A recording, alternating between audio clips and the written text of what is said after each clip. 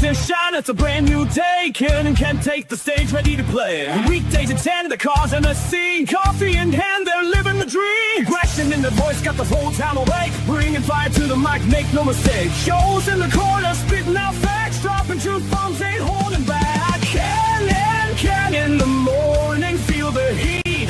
From 10 a.m. CST, can take a seat. We live that loud, that break in the mind. Ken and the bold.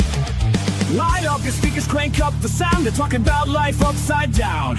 Opinions exploding like a sonic blast. In the studio, they're built to last. With passion and grit, they engage and ignite. Every single week, their foes can't fight. From sports to politics, This is a Huddle Sports Network broadcast. You can find us on Roku TV, Amazon Fire TV, Facebook, and of course YouTube. Get all your NFL news here first.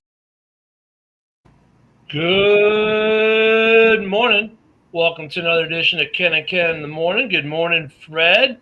And yes, what a weekend of football we had. Oh my God, Ken.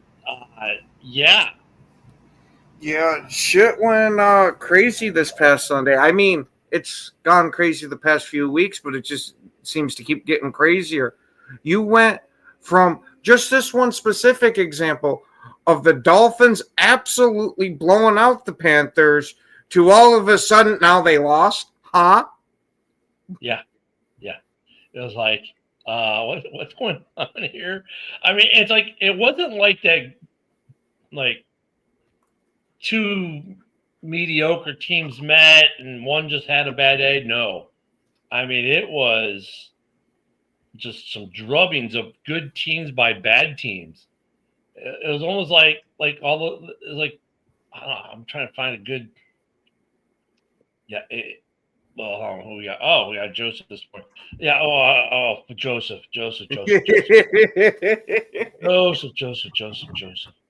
What happened to the Raiders? My God, they looked so good last week against the Bears, and then they come out this week, and it was like, "Hi, we don't know how to play football anymore." I don't know if I'd say that. I mean, they got their ass whooped, but it was, the game was 14-3, and the Raiders had a beautiful drive all the way down to the red zone, and then Geno Smith did what Geno Smith does, threw a red zone interception, and from that point the game was just out of control. Like they had a chance to go 14-10, keep it a tight game going into halftime, and I mean, I don't really blame the defense at this point, dude. Like, why are we going to sit here and bust our ass and risk injury when you're just going to turn around and as soon as we get you the ball back, you're going to throw an interception, and put us in another bad spot. Like, yeah, Geno's got to go, man. Like, he's got to go. Man, I feel like we got bait and switched, but the thing is we did it. That's the thing. It's like I feel like we got bait and switched. Because, like, people told us Geno was supposed to be, like, an average quarterback. You know what I mean? But he's not average. He's not average at all. And, Joe, with this question, I promise I'm only slightly trolling because I actually want to know the real answer to this one. Who would you rather have, Gardner Minshew or Geno? That's like asking, do you want a shit sandwich on toast or crackers? Like, it's the same thing. Wow. I was like, really? That was good. Yeah. I mean, maybe the crackers add a little saltiness and a little crunch. I don't know. Like, it's garbage either way, bro. But I do gotta say one thing. Shama. Shama. It took me half a second to realize what you were saying at first. I was like, Now look, the fact that the Colts beat your Raiders 40-6 notwithstanding, that wasn't all on Geno, the defense. If the defense had been the defense that played last week, it's not 40-6. But it was the defense that played last week for a while, and I'll tell you why. Like, the first drive, right? Indianapolis started the game with the ball first. went 3 and out. Raiders got the ball, drove down the field, beautiful drive, 15-play drive, right? As soon as they get into the red zone, Geno takes a sack. We got to settle for 3. Now we come back out. The Colts get the ball. They score 7-3. Okay. Geno comes out, interception. Or I don't know. It was something stupid, or he just taking sacks, overthrowing his receivers, going for the deep ball instead of what's right in front of him. Like, I think we went 3 and out. We might have went 3 and out. I don't have the play-by-play right in front of me, but like the defense played really good for that whole first half. It was 14-3 at the end of that first half. And then the wheels fell off. And it was just like, and then that game was shocking. That game was shocking, Joe. I have to admit, it was shocking. I was like, when I saw, I'm like, okay, we know the Colts are like coming into week 5. Like, we know the Colts are a lot better than we all thought they were going to be, right? Because of their record. And Indiana Jones is playing well. But then I saw that score. I was like, really? The Colts just did that? I'm like, just more of the craziness of this league, though, how like one week you can be really good. And the next week it's like, yeah, we forgot how to play football. Because I'll tell you, there are a couple games like that, like the Chargers against the Commanders. Like, I am losing faith in the Chargers right now because they should have beaten this Commanders team. They should have. But they kept self-inflicted gunshot wounds. That's what it is with some of these teams. Like the Chargers all of a sudden forget how to move the ball offensively. They've got a good running game. They've got a good quarterback that everyone says is a good quarterback in Herbert. He's got some receivers. He's got people he can put the ball to. Yet, I get it. They've got 2 major injuries on their offensive line. But even with that, it was like they had opportunities. It was like, I don't know. It was like opportunities that should have been easy for them at that. Not like they were just like tough opportunities, but they had some opportunities that should have been easy, and they couldn't do it. I mean, you just look at them, you're like, what's up with the Chargers? Win another game this year? Like the AFC West is disappointing me now all of a sudden, which is weird. But then Denver goes and beats the Eagles. Yeah, and then you get that. Exactly. It gets better. In Philly. And speaking of that, I think we need to make the defensive player of the week A.J. Brown for how well he defended that touchdown pass to Devonta Smith.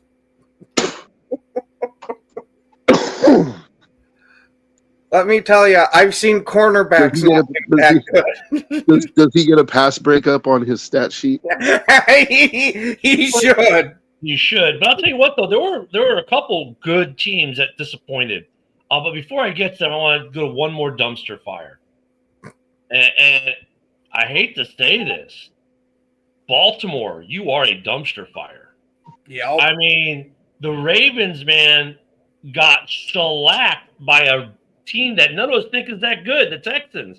And it's not that the Texans are that good. They win 44-10, and they're not that good of a team. Like, really, legitimately, the Texans are not that good. They're a decent team. They're overrated because they're living off the hype of C.J. Stroud's rookie year still, which, fine. But Baltimore, since that Detroit game, has just been absolute trash. And I'm like, wow. Morning, Eric. I don't know what's up with Baltimore. Fans were actually booing Harbaugh yesterday. I don't think it's that. I don't know. You might be right, but I think it's actually that Buffalo game. They haven't been the same since that Buffalo game. I was gonna get to Buffalo, but that's nothing compared to the collapse of the Ravens. No. I'm talking about the Ravens versus Bills game. Remember that Sunday night football game that was a game of the season? Like, it feels like that broke the Ravens back, man. Like, I don't know. Oh, well, yeah, I see what you were saying. Like, as far as how, yeah, but then like the next, who they played week 2 was who? Who they played in week 2? Because they won in week 2. Cleveland. They beat Cleveland. So they beat Cleveland. And look, Cleveland's not phenomenal, but they're not like an easy day at the beach either. Yeah, but they didn't find their stride yet. Like, they beat a Cleveland team that was, hadn't really found their stride yet. And then since then, it's just been It's been horrible for because then they hit the Lions and it's like we forgot how to play football. And I get it. Like I get it for Baltimore. Like, okay, you've got injuries are ridiculous on their defense right now. Their defense, which is normally a top 5, top 10 defense year in and year out, is probably got to be one of the worst defenses in the league right now. And now, like, you're looking at a division, the AFC North, where the division winner might have 9 wins. Yeah. Yeah. And then and then you go to the other game this was week 5 was one of those weeks. I mean, Josh Allen did not look like Josh Allen last night. The Bills had a case of the turnovers. Maybe it was the new uniforms, which looked pretty badass, I have to admit. They looked cool, and the whole whiteout in the stadium, cool idea. Looked pretty cool, but like the team was like too busy going, wow, this looks really cool. Oh, wait, there's a football game going on here. The Bills, man, first off, killed my fantasy team. Because they never established the run. Allen never got going past. I mean, when they went with the first drive and you get the fumble, because they missed the exchange, that should have been that was pretty ominous. And then they never really got in this game. So it was, I'm not gonna say it. It's not a trap game. It's a division game. There's no way it's a trap game because it's a divisional game. But they never got in a rhythm. They never got anything, and I don't know how much if I can really credit the Patriots for that, because it started with a self-inflicted wound with the bad exchange. Yeah, that definitely shifted the momentum. But the Patriots have been playing pretty good football to start. I'm not saying they didn't play well. I'm just saying I can't really give full credit to the Pats for the Bills playing like. I mean, even playing like crap, they almost win this game. They stayed in it, right, till the very end. But they never got in the rhythm, and it was like, for the first drive, they were just off. And you see that with that messed up exchange where they gave Allen credit for the fumble, even though I think it should have gone to the back, but it's okay, or the receiver. But, just the Pats defense was swarming, but the Bills had opportunities they couldn't capitalize, and so many self-inflicted wounds, it drops, fumbles, running the wrong route. Allen didn't even the run plays. They didn't do anything really. I mean, they never got going. So there is some credit to the Pats, right? But it started with the Bills just self-sabotaging. So I mean, I'm not giving the Pats no credit, Isaac. Isaac's upset. He's like, because he thinks I'm not giving him any credit. No, I mean, I'm saying they get some credit. They played well, but the Bills just never got into anything, and I think it started with them just coming out flat, and then the Patriots capitalized. Pats still had to score the points, man. The Pats still had to score the points, so I give the Pats credit for that. Yeah, and look at, I mean, a certain wide receiver had a big day. Diggs absolutely cooked them. And then did you see the glaring look he gave Josh Allen as they were walking past each other at the end of the game? Nah, I missed that. He's just glaring at him over almost like when you see a kid absolutely just manhandle somebody in like horse or something, and they're just bird dogging them hard. I mean, there were some guys for New England that had their best game of the year last night. And look, it was good on them. Why was Diggs glaring at Josh Allen though? I don't know. I didn't think it was acrimonious when they left. Because I got a feeling, and this is pure speculation, that maybe Diggs thought that Josh Allen should have been focusing more on him while he was there instead of spreading the ball around, and that he wasn't advocating enough for him. And again, this is just pure assumptions here. I got nothing to go on. Yeah, I don't know. He had good interactions with the fans in the stadium, pregame. maybe look, we don't know what happens at practice and locker room, and maybe those two just never liked each other. Who knows? But yeah, and that was it was a good game. I'll tell you what, another game though that was better than it should have been. The Lions fans want to let us know what their upcoming schedule is and everything. The Lions should have just dog walked Cincinnati. Yeah, that was massively surprising to me that Cincinnati was able to hang that close with getting 3 interceptions too. Yeah. Like that shouldn't have been anywhere near close. It was a blowout, and then all of a sudden they let Cincinnati creep back in, and all of a sudden in the fourth quarter, like, oh, it's a game, and then the Lions like, well, we'll stop this. But it's like you could see that team. Look at all the bravado Lions fans give up. Dan Campbell doesn't let him quit. Dan Campbell doesn't let him have trap games. Y'all almost got trapped. Because you definitely took the foot off the gas against Cincy at some point, and they almost came back and made it something. And I would have been like, that would have been the upset of the week right there. The Lions, it's like, you remember in Jurassic Park when they like tied the cow up for the T-Rex? You know, like they left the cow in there, or the goat, like they left the goat in there, like tied up on a little rope. You know, it's like, it's almost like that, right? Like here's Cincinnati, here's poor old wounded Cincinnati, right? Nobody expects anything out of them. They're like the goat that's tied up, but it's like you handed the goat an AK-47. You know, like, it brings up one of my favorite phrases. It ain't no fun when the rabbit's got the gun. exactly. Exactly. all right, we just I Yeah, that's great. Somebody just commented, like, do the Ravens have a Super Bowl winning coach on the hot seat? It's possible they do, but I don't see how you could fire Harbaugh for one bad season when the dude's had you in the AFC Championship game 5 times in the last 6 years or something. And look, if they've got the injuries, are mounting up. I mean, they're like, seriously. I mean, Harbaugh is not. His seat's not even lukewarm. They haven't even put the hand warmer packets on there yet. For the cold weather. Yeah, he's fine. I don't think he's on the. A-Dub, you hit the nail right on the head with that one. Because holy shit, did the Giants do almost everything in their power to give that game away? I mean, okay, I wanted to get to the Seahawks game, but let's go to the Saints game first, because Big Hoss is happy today. You know what it is? This is why the Saints won, because Big Hoss came on the show Friday. I'll make sure to tell him that tomorrow night when I see him. Dude, I didn't see the end of that game. The Saints beat the Giants? Yes!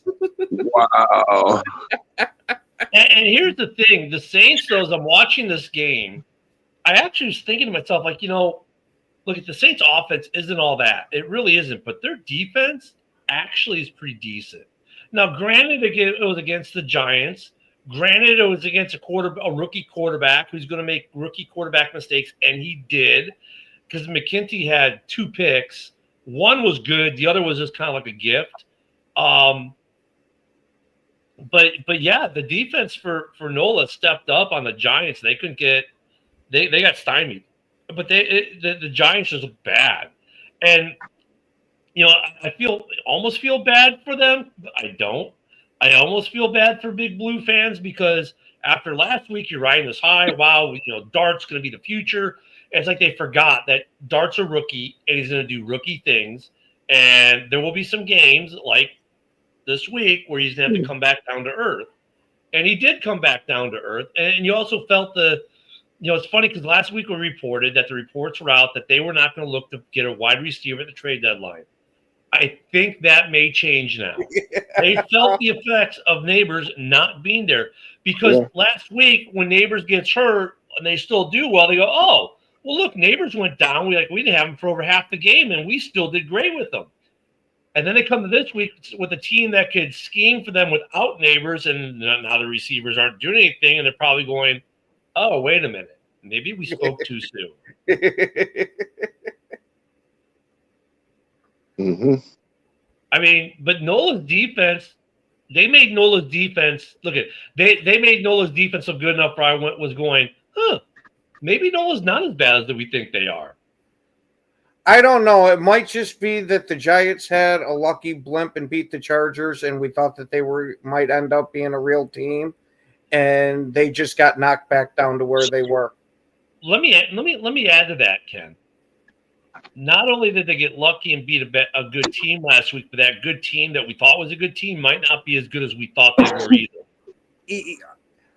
I kind of have the same thoughts myself, but with how crazy we've seen this season go so far, man, it's almost hard to write off any team now. I think the Chargers are still a good team. I think that they're feeling the loss of both their starting tackles. I think that was not something they were counting on to start the season, and I think that's a huge loss for them. But Joe, they keep blowing easy opportunities though. Yeah, but I'm just saying, I think that having both your starting tackles out, like if it was the guards, you can replace guards, dude. Even Pro Bowl level guards, you can replace them with serviceable players. But tackles, like it just creates a huge problem for you, like with the pressure from the outside. But Joe, I'm not disagreeing with you. I mean, you're right. But the problem is this for them. When they do have opportunities, sometimes really easy ones, they don't just miss them. They miss them, but not just like, oh, he just barely missed it. No, they miss them.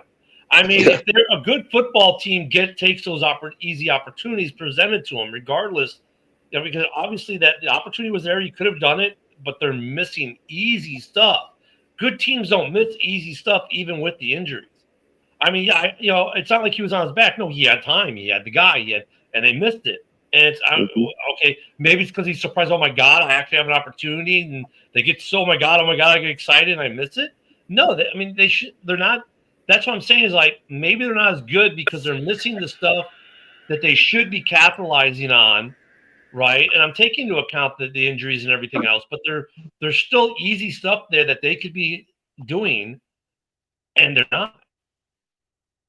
Yeah, I'm not disagreeing with you. Like, I just think the Chargers are still a good team. But I definitely think losing 2 Pro Bowl or All Pro level tackles definitely affected them. Yeah, it's good. Oh no, Joe, it's not that it did. It did. Let's just say it has. And unless they find a way, their season's going to be oof. Because trust me, I know all about offensive lines and needing good ones. Because I've had a bad one for years. Another one that was interesting, it was actually a good game, was and a little bit surprising. Arizona. The Titans getting their first win in dramatic fashion in the desert in Arizona. That was actually a good game. The Titans defense did Titan defense things. Cam Ward is starting to show improvement. That was a nice sign. Look, I'm not going to say like it wasn't a massive upset. It's an upset. It was a really good game, but it was nice to see for the Titans. They can go, wow, if we get somewhat decent quarterback play, we can win some games. I mean, that was a fun game. And I don't want to stop. And I don't want to hear about the Cardinals not having a running game anymore. They have a running game, and they ran against a pretty good defense. They ran pretty effectively against them. But these kind of things happen, man. I mean, look at the Saints. The Saints hadn't won a game yet. They won yesterday. The Titans hadn't won a game yet. They won yesterday. It leaves you wondering about the poor Jets, though. Like, I did not have the Jets not winning a game being on my bingo card, dude. I don't have that on my bingo card either. I mean, look at the Cowboys are an enigma. We know they put points on the board. Q is still out for the Jets. That's kind of like what you were talking about the Chargers. Same kind of thing without Quentin Williams. That defense struggles. Yeah, you want to go back, A-Dub. That was probably the most improbable touchdown I think we've ever seen or have seen in a while. So that's why that's not like a massive upset for me game because there was some freaky football things that happened. I don't know. Did you see that touchdown, Joe? That Titans touchdown? It was a completed. All right, so here's how the play went. It was good morning, Jim. It was a completed pass. Tennessee completes the pass. The guy, it's a catch. He goes a turn. He gets hit. He fumbles. Arizona goes to recover. They recover for a second. As he's going down, he fumbles. Then one of the Arizona players somehow kicks the ball in the end zone, and Tennessee falls on it. Touchdown. Yeah. Like the holy roller all over again. Yeah, it was one of those like you'll never see it again kind of plays, or maybe you see it once a decade kind of thing. It was a Freaky Football Friday, but it was a Freaky Football Sunday play, and that was crazy. But had there not been the fumble, they would have been first and goal at like the 2 or 3, or it was close. They were driving. That was just you just like that play. You're like, did that just? I mean, it's not a tie like the Packers game, but did that just? Yeah, it was one of those plays. You're like, wow, that's probably got to be like the play of the week, just because it's so the oddity of it. But going back to the Jets, I mean, bro, they were playing a Cowboys team that puts up points. No Quentin Williams. Offensively, they're look, if they had some turnovers that they shouldn't have had, that guys who are pretty good at holding on to the ball dropped it. The Cowboys capitalized. But I don't have the Jets going over. I think they're getting better. I mean, you can sense it with them that there's something happening with the Jets that's positive. You can sense it. We just haven't gotten the payday yet. I've been saying it like it wasn't on my bingo card having them winless, but like the Jets, I think there's some really positive signs for next season. Like, I think it's a bit late for this season at this point. I mean, unless they go on to win 11 straight games or 10 straight games, right, which I don't see happening. Like, but I think there's some positives for the Jets to take. Like, they play hard for AG. It's the first year in a new system. Like, there's a lot going wrong, with injuries and things like that. But they're playing hard, and so I think next year could be better for them. And actually, I was going to say, I was pissed yesterday about the Raider game, but you know what? Like, aside from take Geno Smith out of the equation, right, completely, I think there's some things to be positive about from the Raiders. Like, they're starting to – Genty's starting to find his legs, right? Like, he's starting to consistently produce on his carries.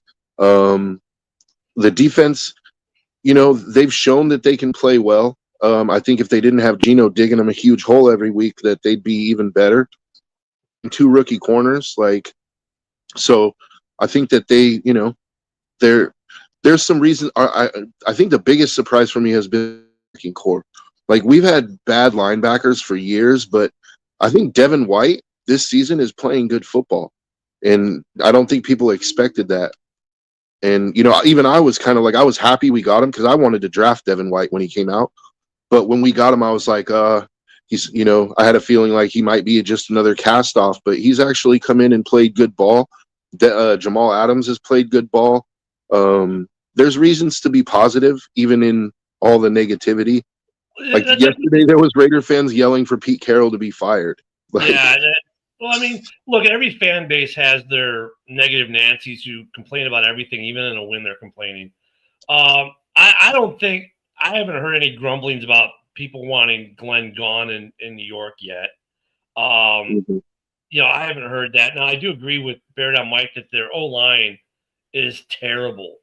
The defense is terrible without Quentin Williams, and that goes to, like, Jim Jack. I know Jim's – tongue-in-cheek in this because the Lions last year, but not everyone's as deep as the Lions were, depth chart wise.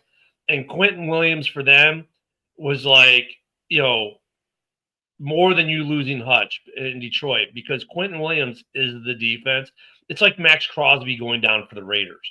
If Max Crosby goes down, the gap is massive, right? They don't have other guys like him, whereas when the Lions lost Hutch, they still had some good guys on the line who can compensate. The problem with the Jets losing Q for them. I mean, he's the heart and soul of that defense, if not that entire franchise. He's such a good guy too. But the Jets, they need an O-line. Why would I want to trade for Geno Light? Like I'm okay. Yeah, no shit. Some people need their participation trophies. My God. The Jets are. I see positive things going. I think there's some teams that are definitely drafting tons of offensive line. Yeah. And I think the Jets are drafting on both sides heavily. The defense isn't bad. They've got some players. Look, Sauce Gardner was getting burned yesterday too. I mean, that's going to happen. But they're missing their best defensive player, and he's the linchpin of that defense. So they have looked good with Q in there. Like, they've lost some really close games. I think the Jets will get a win soon, but there's a lot to unpack in New York for Glenn. A lot of dysfunctionality, a lot of stuff to rebuild. I mean, I've not seen any articles or any news of Jets fans wanting him gone. I don't see them going winless, but I can see them getting it together. No. Yeah, I haven't seen anything about them wanting him gone, but there's a lot of Jets fans in this area that are not happy with his coaching here.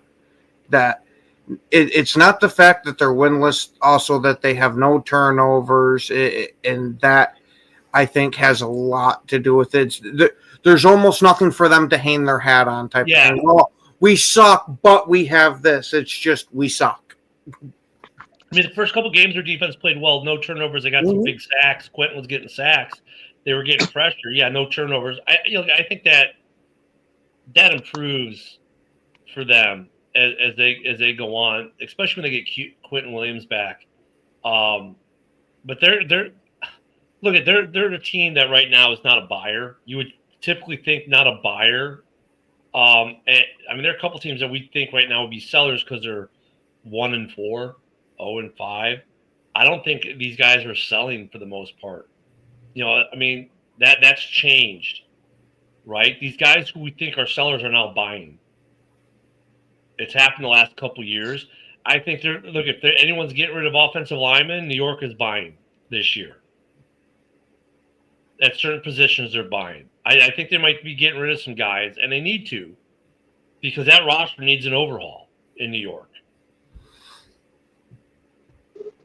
Now the question is, are they going to draft a quarterback if they're number one, and let him sit behind Justin for a year?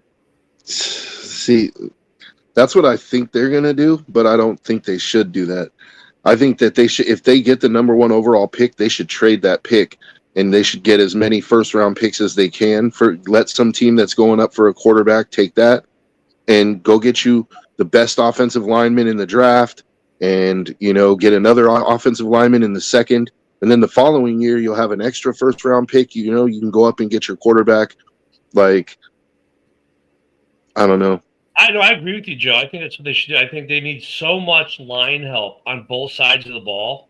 Like Quentin Williams needs some help over there on defense, right? And they desperately need an offensive line. I could see that. I don't think their main focus O-line. Yes, I don't think they're going wide receiver after that. I mean, they'll probably draft one, but I think their focus needs to be both trenches. Both trenches. Not that they won't get a wide receiver. I don't think that's going to be their priority. Their trenches need work, and Aaron Glenn knows that. What Ken was saying though, how like these guys are playing hard for him, and even when you hear the press conferences, like you can tell they're not down on their coach. Like they're trying, they're fighting. Like, we're going to figure this out. The attitude is the key. They don't have that loser attitude, if you will. They still have kind of like this. Hey, we're working on it. We're figuring it out. We're working hard. We are going to beat this. They got that kind of attitude versus this frickin' season. They're not doing that. They're doing we are going to figure this out kind of attitude. So I definitely like that about the Jets, but I don't see them Yeah, but going winless. you got to think he's got to get a win soon-ish to help the morale of that team. Otherwise, Well, you, do they can, play the Chargers soon? you can have all that, oh, we're going to beat this mentality you want, but eventually that losing's going to creep into your mindset. Yeah. And our boy Luca, the international traveler who's in London right now, got to see the Vikings barely beat the Browns. Good game. Good game in London. I was going to say, Dylan Gabriel there actually didn't look bad at quarterback. No, he looked good. Mm-hmm. Pretty good overall. I mean, once again, just like Jackson Dart, he's going to have rookie issues. But one thing that was interesting to see about the Browns' game plan is they have a quarterback that can run the ball. You know, it's like, oh, there's another element to this. Instead of Flacco who can barely walk the ball. Could the Jets get Chris Olave? No, because the Saints aren't going to let a guy on a cheap deal go. They need to shed big contracts. Olave is going to be part of their key for their rebuild out down there in NOLA. I don't think Olave is in it. I say that, and I watch they pull off some weird super trade for him. Well, because Olave is getting towards the end of his rookie contract, and he's going to look paid, and that's the thing is like and they might have to let him go and go try to draft another one. And let's not forget too, he has a decent injury history too. He does. And do they really need more? The injuries, my God. I mean, the injuries, everyone's like, oh my God, the injuries this year are huge. Dude, that's what's been every year now. Like I was with some commentator was saying the amount of injuries this year is just insane. No, it's not. It's the same as it was last year. Like, stop sugarcoating it. Injuries have been terrible the last couple of years. And they don't ever want to address the reasons why they're so terrible. It's because these guys don't play in the preseason. I don't know why these talking heads, mostly former players, which is ironic, are just not acknowledging the elephant in that room. That the last couple of years we're getting all these injuries in the first couple of weeks that are horrendous injuries. Why? And when does it start to happen? When they stop playing in the preseason. Because the NFL Players Association probably told them all, hey, don't be mentioning anything about two-a-days or playing time in the preseason. That you gotta assume that there's some type of almost muzzle on these guys for that.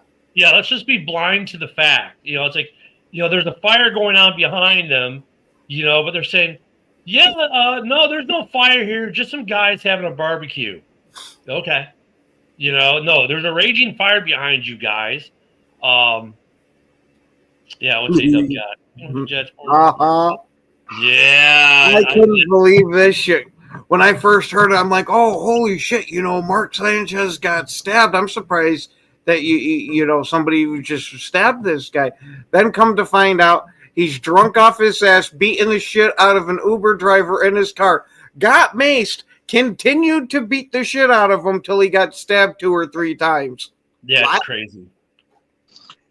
And I don't know if it's true or not. I saw it on Facebook, but the guy he was beating up was like 67 years old, dude. Yeah, I don't know if that was the exact age, but he was somewhere older, like 50. And that was in Tennessee, so he's lucky he didn't get shot.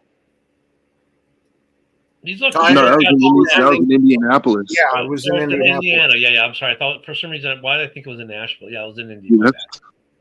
Yeah. But why are you beating the shit out of senior citizens, bro? Like, well, not only that, I saw a beautiful meme on it that the man that gave us the butt fumble pretty much butt fumbled this. How do you get stabbed and get arrested? Bigger question. Could it be CTE? Yeah, very well could be. Or maybe an alcohol problem. That too. Uh-huh. Or Joe, how about this one, huh? CTE combined with an alcohol problem. Or we do have another one that he might have just been an asshole and hit it very well while he's been in the public eye, but as soon as the cameras are off him, he's a raging prick, like we got a glimpse of here. Maybe. Yeah, I just can't imagine a scenario or a cover story that makes this look any better. Where you're like, no, I had to beat the shit out of that senior citizen dude. Like, he had it coming, bro. Like, Speaking of people who beat the shit out of random people for no reason, Duval, we got a game there tonight. The Jags and the Chiefs, because Jags fans are they are the poster children for Florida, man. Okay,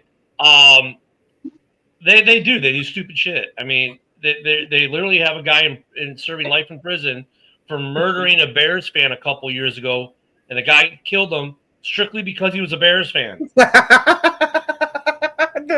played the Bears that week, and it's like, okay, I'm going to throw my life away for a single football game during the regular season that don't matter. Duval, thank you. Jacksonville is an interesting joint. I used to live there. It's just an interesting place.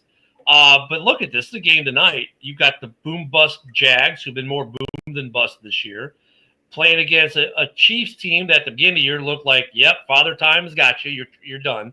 And then they've won a couple games. Now, granted, one of them was against Baltimore, so I don't know how much I should really consider that. This could be a good game tonight. Yeah, it honestly wouldn't shock me if the Jaguars end up pulling this one out, because the Chiefs have looked very beatable this year.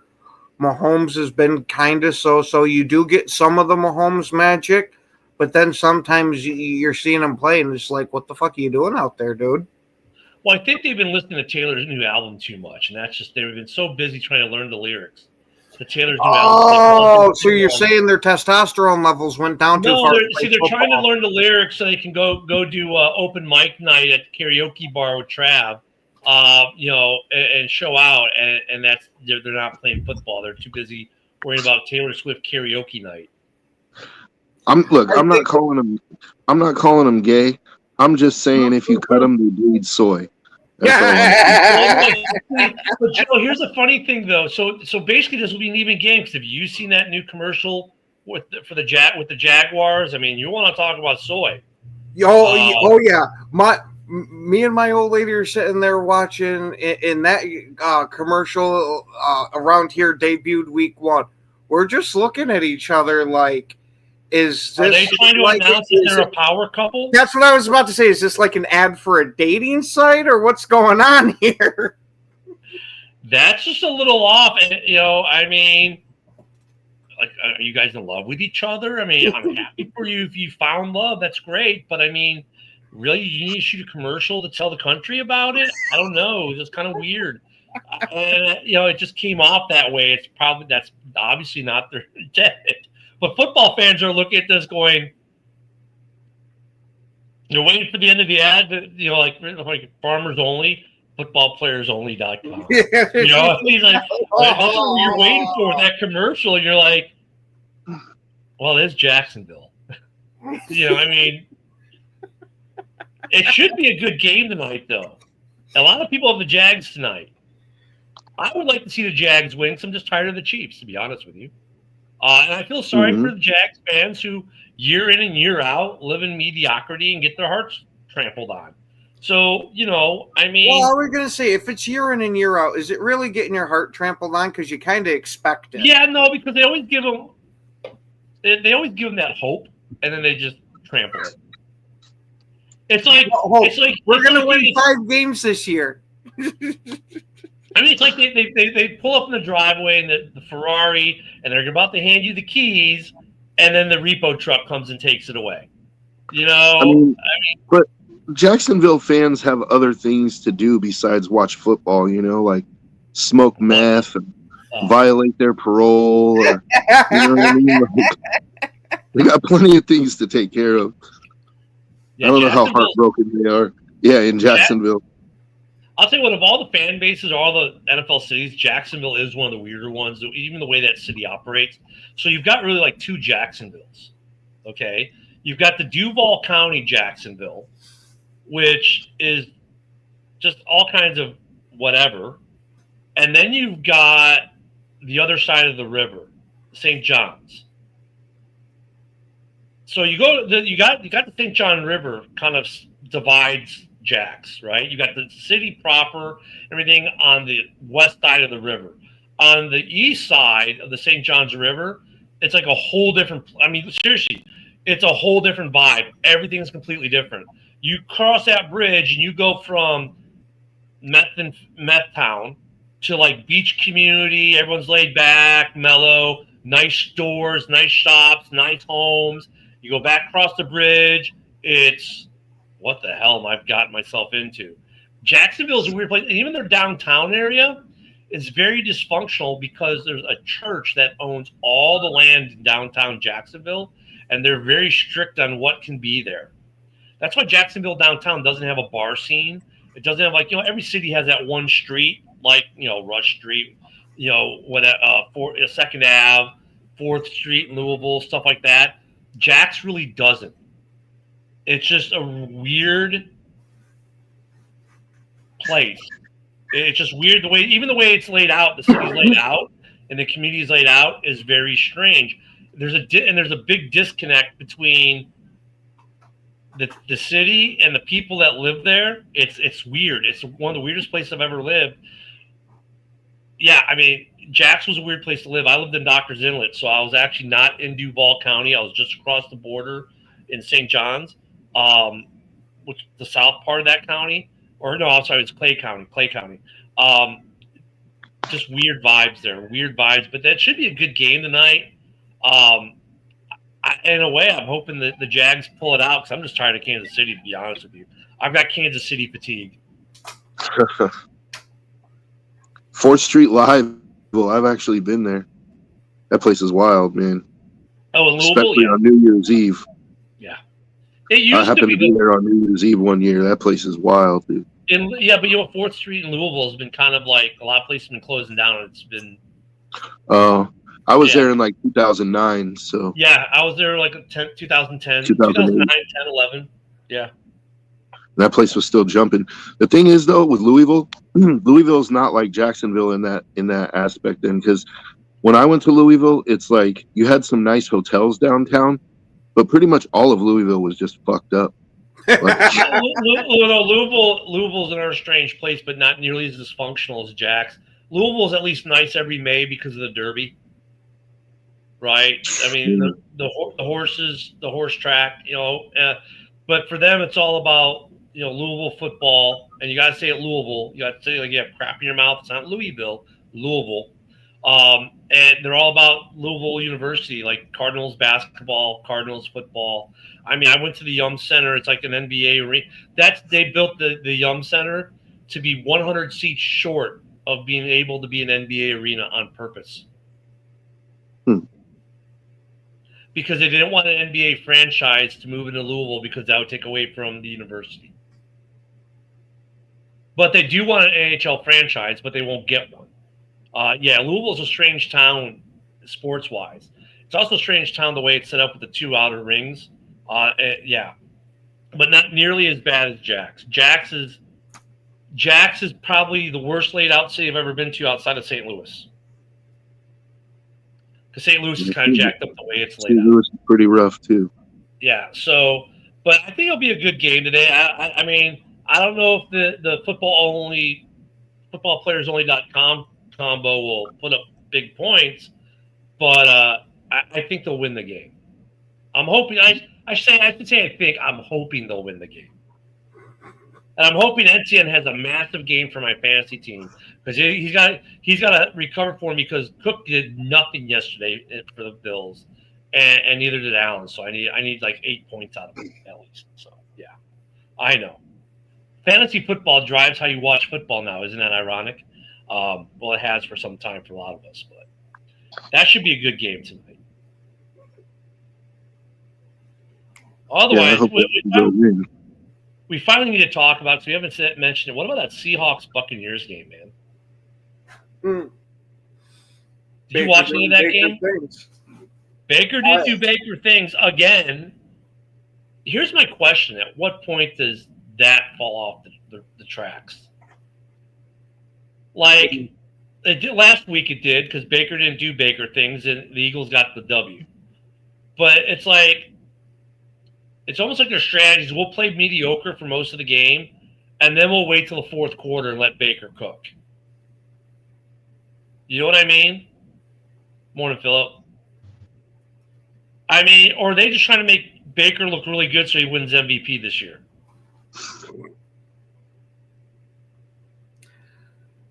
Yeah.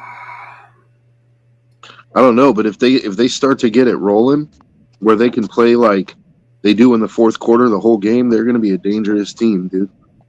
Yeah, I mean, look at they're winning the South. I don't think anyone's beat them in the South. Right? They're and we all said that, right? At the beginning of the year. The Bucs are going to win the South. And some people are like, well, not all of us. Some people said Atlanta. But Atlanta's proven to be I figured that they were going to dogfight for that division, but there's a clear step between Atlanta and Tampa Bay. Yeah.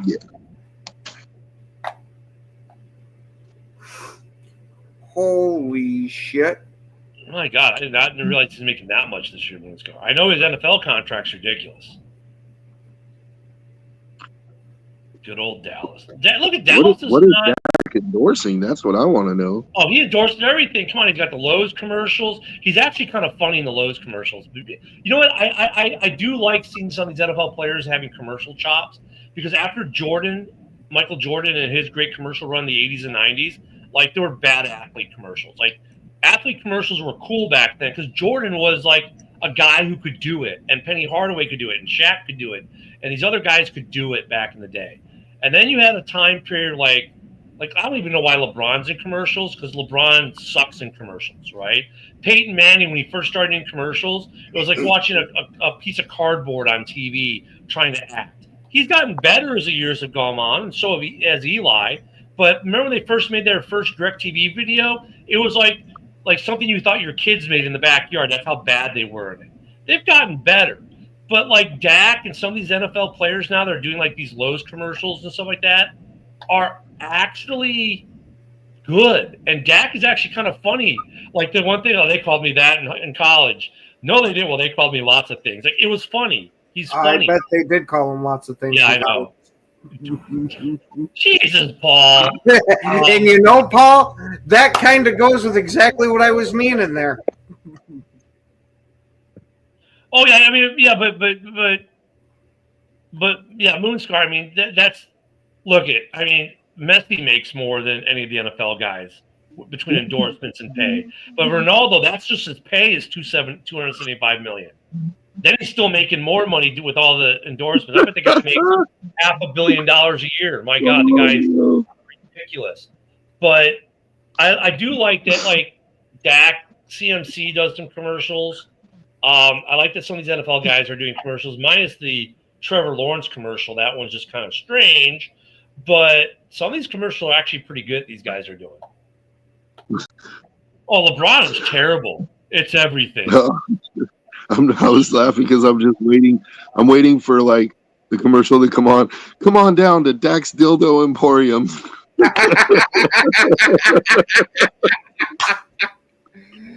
Oh, all of them If have we been ain't got it, you don't want it. by Dak himself. If we ain't got it, you don't want it. Oh my God. Dude. So, $134 million for a year, bro. Like that's I know, right? even after taxes, he's taking home like 70, dude. Oh yeah. I mean, LeBron's making more money to do commercials and stuff now than what he should be making playing basketball. Because, yeah, it's ridiculous. Messi's contract is interesting.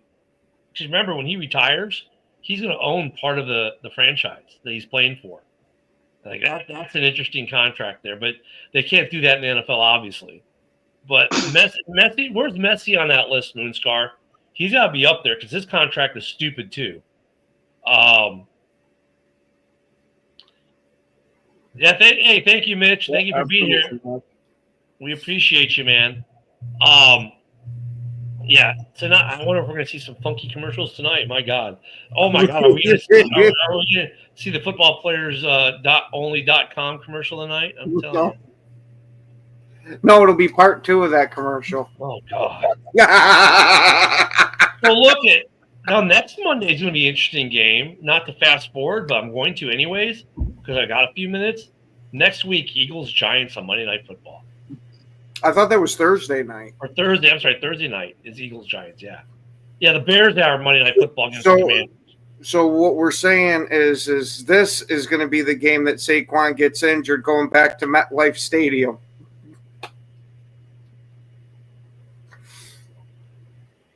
There we go. Seth Curry. Okay, I can see that because he's got his Subway stuff. Okay, so Messi's fifth. I mean, Messi commercial-wise in the U.S. only has Michelob Ultra because he did a Super Bowl commercial last year for him, or the year before. Okay, man. Yeah, Messi needs to go kick for the Dolphins. We'll have a good kicker on that team finally. Yeah, next week is going to be interesting. We got Eagles Giants starting us off on Thursday. Hey, maybe the Jets might not get their win next week. They host the Broncos. Steelers Browns. Just a quick preview because we don't have that much time. But we got Steelers Browns next week. Cards Colts. That could be interesting. Chargers Dolphins now is going to be more interesting than it should in Miami. The Cowgirls and the Panthers. That's going to be interesting. Which Panthers team's going to show up? Pats Saints. Rams, Ravens. Well, the Rams will get right.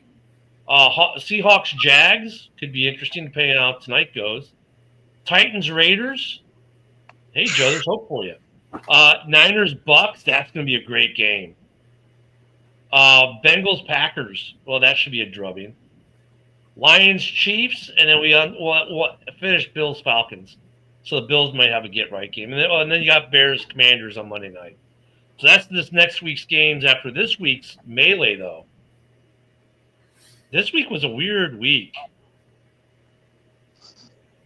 That's the only reason I like those commercials, Fred, because LeBron's just an idiot and Kevin Hart clowns him in every commercial. And even when he tries, like, the one with, like, he's joking, LeBron's laugh is even fake. I mean, it's a funny joke. And, yeah. Mahomes 18. Oh, this is where they're okay. Yep. 16 with yeah. It doesn't. Philip, that goes to the networks. The NFL makes no money off those commercials. The networks do. The NFL makes money off the commercial, I guess, in terms of when they sold the rights to air the show, to air a game. That's where they make their money. But as far as the Super Bowl ads themselves, I don't think the NFL makes one penny out of that. I was going to say, I thought they got a cut back. No, that's the network. It's the network's air. Or a kickback. It's included. It's included in the contract when they sign the broadcast rights. Right, and that's what I'm saying. Like they do the broadcast rights, but then whatever the network gets for the commercials, why do you think they paid so much for the rights? Because they pay so much for the rights, and then they charge for this so much for the commercials to pay for the rights. That's how they make money. But yeah, so like whoever's got the Super Bowl Fox or whoever's they make the money off the ad revenue, but they paid a huge sum of money for the rights to air the show.